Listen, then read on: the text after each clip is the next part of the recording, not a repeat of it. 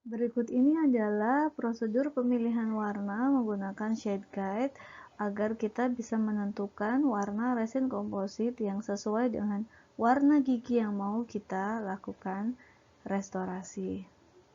Lebih jelasnya bisa kita lihat pada video berikut.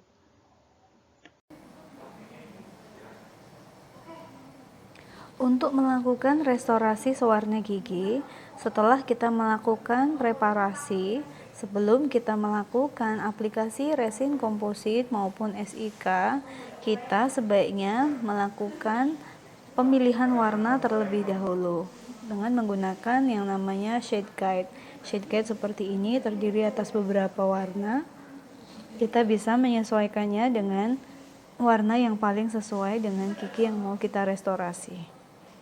Ya, seperti ini. Karena ini anasirnya adalah pada gigi pentem, warnanya cenderung sangat putih ya, tapi kalau itu pada gigi asli, kurang lebih warnanya adalah seperti gigi yang ada di shade guide ini.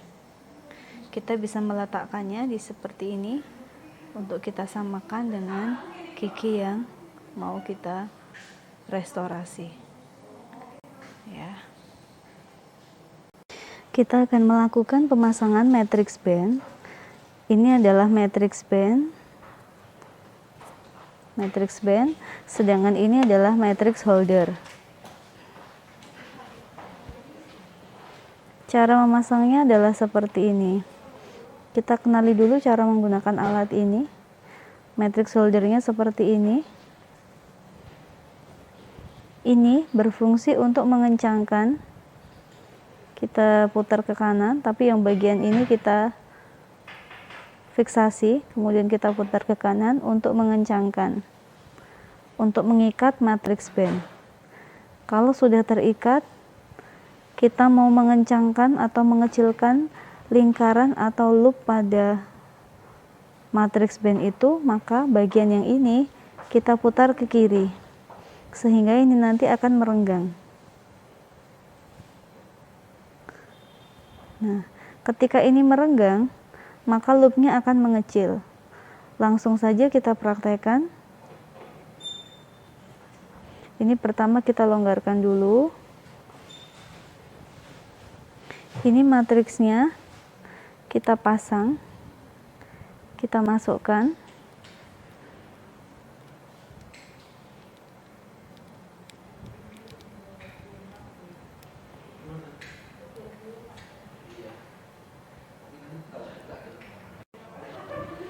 Kita masukkan ini seperti ini,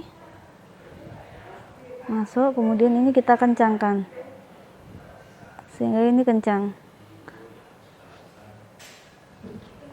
Ini kencang, tidak bisa diambil ya. Kalau ini sudah kencang, kita bisa mulai memasangnya pada pentem, pada gigi ya. Kita bisa memasangnya seperti ini. Jadi posisi holdernya berada di sebelah bugal, jangan sampai terbalik ya. Seperti ini kita masukkan.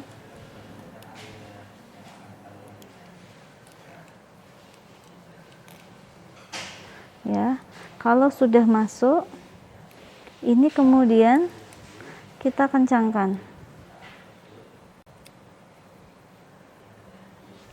Ini kita kencangkan. Kita pasang matriksnya seperti ini. Kemudian jika masih terasa longgar, kita bisa mengencangkan dengan memutar bagian ini ke sana ya, sehingga ini menjadi kencang, tidak bergoyang ya. Ketika sudah kencang, kita juga perlu menempatkan wedges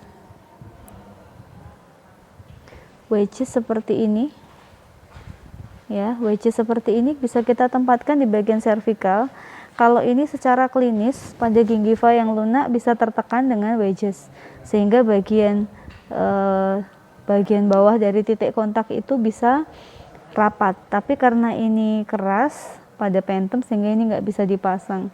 Tapi ketika diminta memperagakan prosedur, ini harus disampaikan, karena ini adalah kunci untuk mendapatkan kerapatan di bagian dasar kavitas untuk restorasi kelas 2. Untuk isolasi kavitas kita menggunakan cotton roll. Untuk rahang atas kita tempatkan di sisi bukal, anterior di bukal, posterior bukal juga. Untuk rahang bawah kita meletakkan di bagian bukal, labial bukal, dan bagian lingual.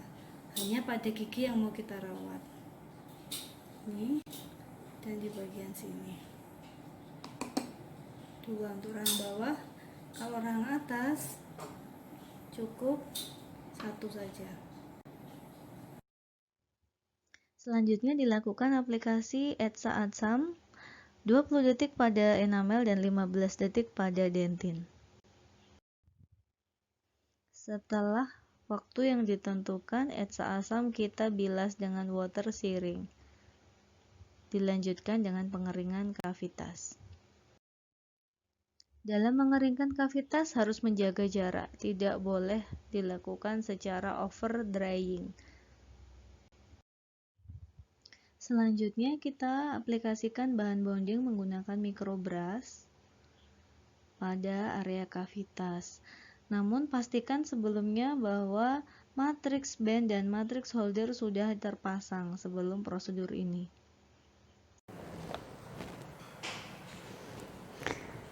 Kita aplikasikan warna dentin. Kita pakai B2, kita aplikasikan secara layering. Kita aplikasikan dulu di bagian proksimal.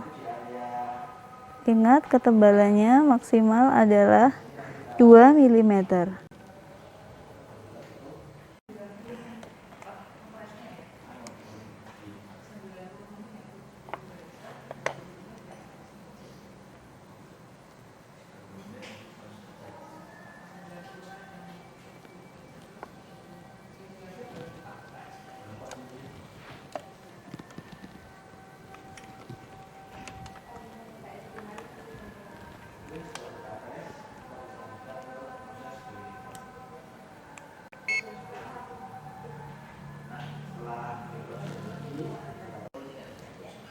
Selanjutnya kita aplikasikan warna A1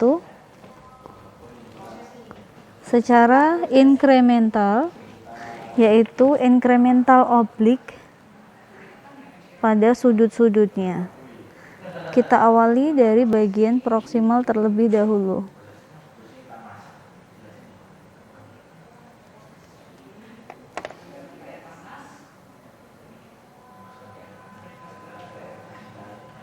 Setelah bagian proksimal rapat, kita bisa melepas matrik, kemudian mulai menambal seperti melakukan restorasi kavitas kelas 1.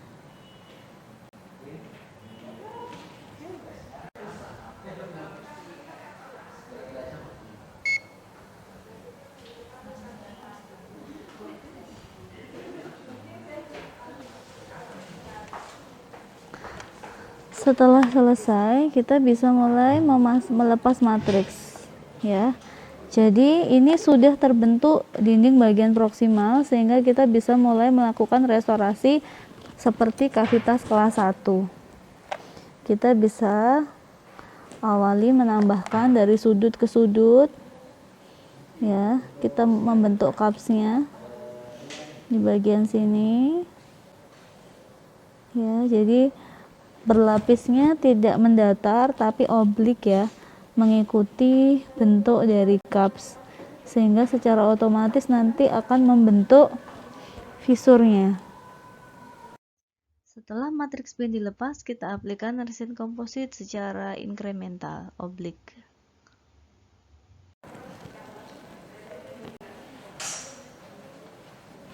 Ini sudah terisi penuh.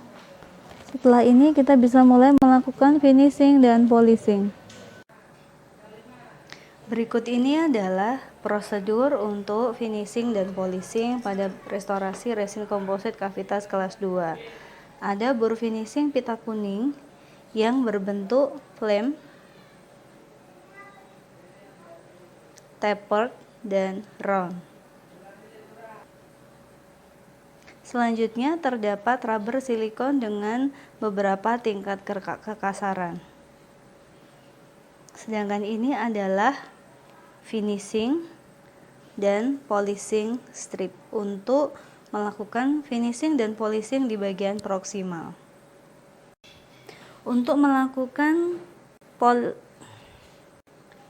melakukan finishing di area oklusal, kita bisa menggunakan bur pita kuning yang berbentuk flame shape maupun yang berbentuk round. Kita posisikan seperti ini. Kemudian kita putar burnya dari arah restorasi ke gigi. Jangan sampai terbalik. Jadi arah finishingnya adalah dari restorasi ke arah gigi. Hal ini bertujuan untuk meminimalkan terjadinya mikrofraktur di batas antara restorasi dengan gigi. Untuk melakukan finishing di area proksimal, bukan tepat pada kontak tapi yang mendekati permukaan bukal maupun lingual, kita bisa menggunakan bur pita kuning berbentuk tapered yang runcing seperti ini. Kita bisa untuk menghilangkan ekses di area proksimal yang berdekatan dengan bukal maupun proksimal yang berdekatan dengan area lingual. Tapi ingat, jangan sampai menghilangkan kontak area. Untuk melakukan finishing di area interproksimal, kita bisa menggunakan bisa menggunakan finishing strip. Kita aplikasikan seperti ini, kemudian kita geserkan. Jadi ini berfungsi untuk menghaluskan dinding interproksimal dengan tetap mempertahankan kontak interproksimal. Kalau kita sampai salah menggunakan bur tapi sampai menembus area interproksimal, akan menghilangkan kontak antara gigi yang direstorasi dengan gigi sebelah distalnya. Akibatnya, jika sampai tidak terdapat kontak atau ada space di area ini, akan menyebabkan impaksi makanan yang pada akhirnya menyebabkan periodontitis atau gingivitis pada papila interdental ini. Sehingga perlu dicermati untuk tidak menghilangkan kontak area di area interproksimal. Untuk finishing, kita bisa menggunakan rubber silikon. Dengan ini contohnya berbentuk disk dengan 3 tingkat kekasaran. Bertahap dari yang paling kasar kita aplikasikan pada daerah yang kita restorasi. Demikian seterusnya sampai diperoleh permukaan yang mengkilap atau halus.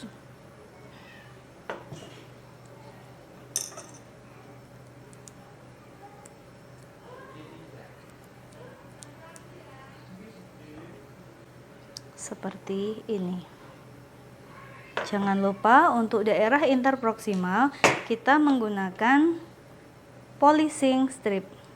Ini ada 2 sisi yang ini adalah finishing strip, sisi yang halus adalah polishing strip. Kita aplikasikan di daerah interproksimal, kemudian kita geser ke arah kanan dan kiri.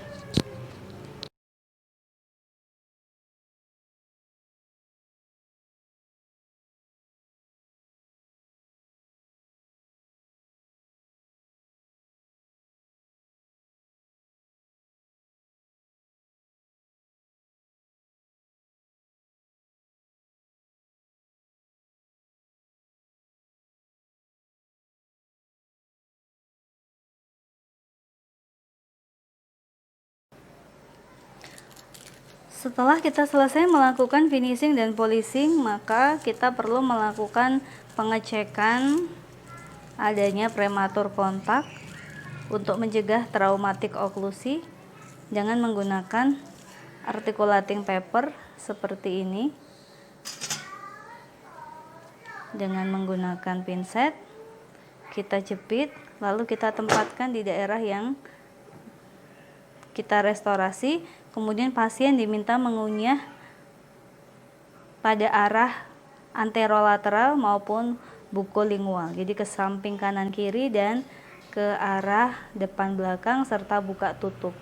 Nah, di sini nanti akan diperoleh area apakah masih ada yang mengalami prematur kontak. Ini contoh pada kasus ini, daerah restorasi sudah tidak ada yang berkontak atau tidak terwarnai dengan articulating paper, melainkan hanya pada bagian tonjol-tonjol yang merupakan gigi asli, sehingga pada kasus ini dapat dikatakan bahwa restorasi tidak menyebabkan adanya prematur kontak yang berpotensi menyebabkan trauma oklusi. Terima kasih atas perhatiannya. Demikian apa yang dapat kami sampaikan. Semoga bermanfaat. Wassalamualaikum warahmatullahi wabarakatuh.